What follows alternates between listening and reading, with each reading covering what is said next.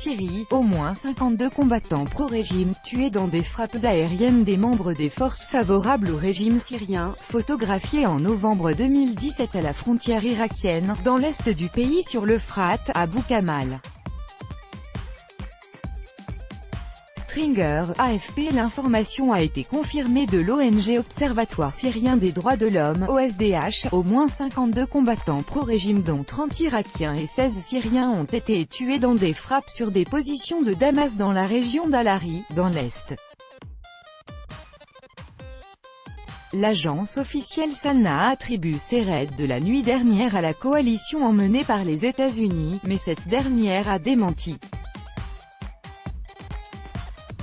La coalition internationale luttant contre les djihadistes en Syrie sous la direction de Washington a nié, ce lundi 18 juin 2018, avoir mené des raids aériens sur des positions du régime Assad dans l'est du pays la nuit dernière.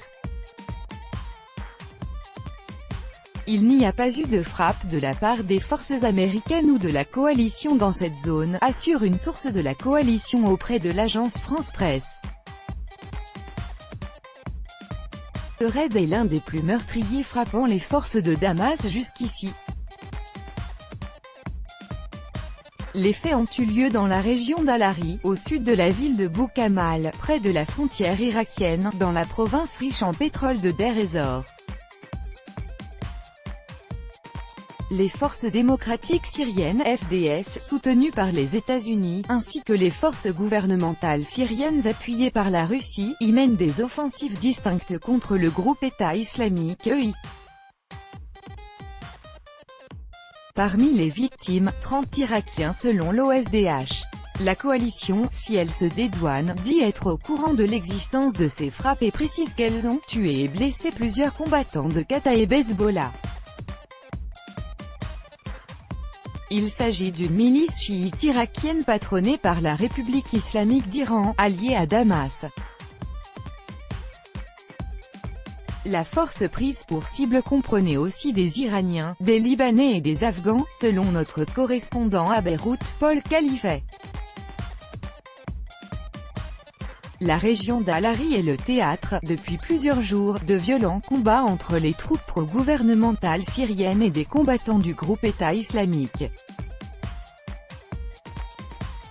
Des djihadistes partis de ce secteur avaient pris les quartiers périphériques de leur ancien bastion de Boukamal le 8 juin dernier, avant d'être repoussés par l'armée syrienne et ses alliés. La force pro-syrienne visée venait de reprendre à l'œil plusieurs villages dans la même zone, et s'apprêtait à lancer une vaste offensive contre les poches djihadistes dispersées dans cette région frontalière désertique. Mais ni l'Observatoire syrien des droits de l'homme, ni la coalition internationale, ne se sont montrés en mesure de préciser l'origine de ces bombardements nocturnes. Cette affaire n'est pas une première dans la région, alors qui est le responsable? Pour l'agence officielle syrienne Sana, les choses sont claires. Citant une source militaire, cette dernière a attribué le raid à des appareils de la coalition emmenée par les États-Unis.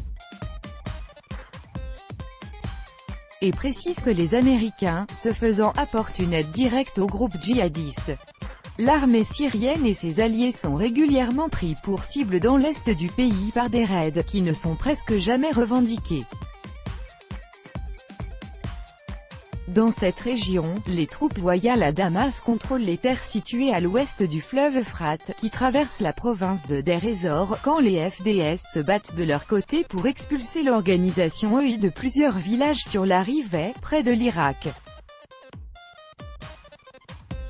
Les deux camps évitent en principe toute confrontation, notamment via une ligne de déconfliction, pour prévenir tout incident. Mais en avril, de rares affrontements ont néanmoins éclaté, tuant plus d'une douzaine de combattants.